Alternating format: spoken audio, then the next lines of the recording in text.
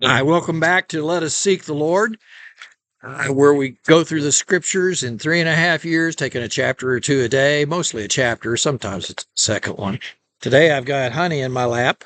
I don't know if you can see her or not, but as she wanted to be here for this reading of the scripture. So we're going to begin today by reading Numbers chapter 9. The day is May the 2nd.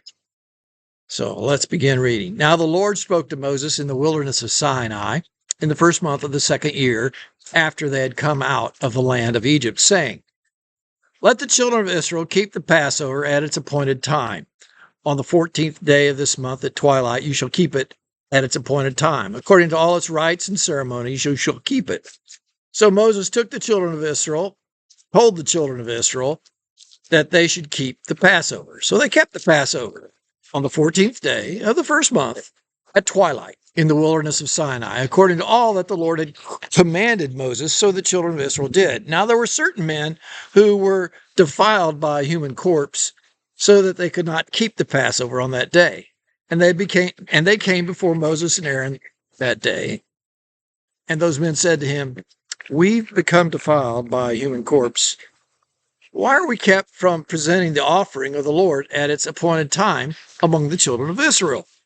Moses said to them, Well, stand still that I may hear what the Lord will command concerning you. And then the Lord spoke to Moses, saying, Speak to the children of Israel, saying, If any of you or your posterity is unclean because of a corpse, or is on a far way on a journey, he may still keep the Lord's Passover. On the 14th day of the second month at twilight, they may keep it. They shall eat it with unleavened bread and bitter herbs.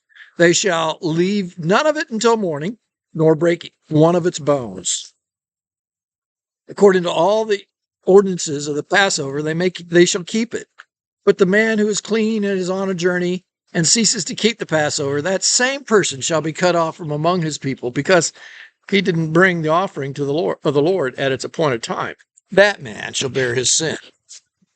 And if a stranger dwells among you and would keep the Lord's Passover, he must do so according to the rite of the Passover and according to its ceremony. You shall keep one ordinance, both for the stranger and the native of the land. Now, on the day that the tabernacle was raised up, the cloud covered the tabernacle and the tent of the testimony from evening until morning. It was above the tabernacle like the appearance of fire. So it was always the cloud, it covered it by day, and the appearance of fire by night. Whenever the cloud was taken up from above the tabernacle, after that, the children of Israel would journey.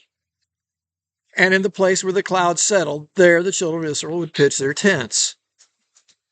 At the command of the Lord, the children of Israel would journey, and at the command of the Lord, they would camp. As long as the cloud stayed above the tabernacle, they remained and camped. Even when the cloud continued long, many days above the tabernacle, the children of Israel kept the charge of the Lord and didn't journey. So it was, when the cloud was above the tabernacle a few days, according to the command of the Lord, they would remain encamped. And according to the command of the Lord, they would journey. So it was when the cloud remained only from evening till morning. When the cloud was taken up in the morning, they would journey, whether by day or by night. Whether the cloud was taken up, they would journey. Whether it was 2 days, a month, or a year that the cloud remained above the tabernacle, the children of Israel would remain encamped and not journey. But when it was taken up, they would journey. At the command of the Lord, they remained encamped. At the command of the Lord, they journeyed. They kept the charge of the Lord at the command of the Lord by the hand of Moses.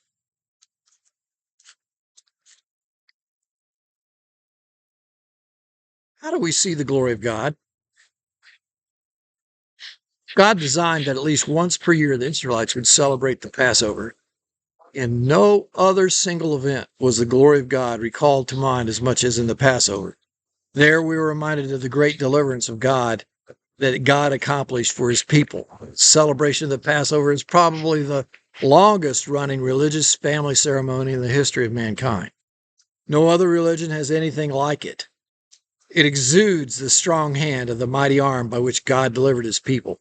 It is during the Passover that Jesus had his Last Supper, from which we have instituted our communion. In communion, we see his self-sacrifice by which we are saved.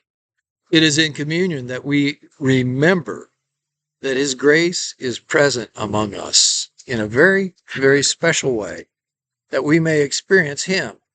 Healing services are often associated with communion because often He shows His glory through our healing. Not always, but sometimes He does.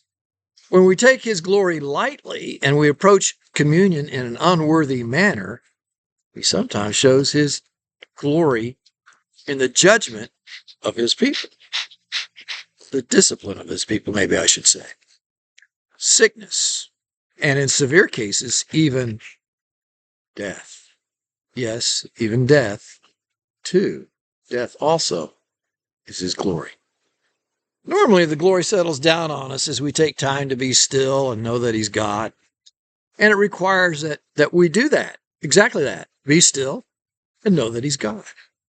As we do that in our dark hours, His glory blazes like a fire in the night. The contrast is often overwhelming. As we settle down and seek Him in our good times, His glory is like a cloud giving us an even keel of His abiding presence. But at times, we have to move on. His glory seems to lift, and we follow on to where He leads, where He will show us something new of Himself and of this life. But at all times, life is about His glory. Do I take the time to seek Him? When's the last time I really saw His glory? When's the last time I sensed His presence? When was the last time He made His glory known to me and to you? You see, we serve a glorious King. So speak His glory to someone today.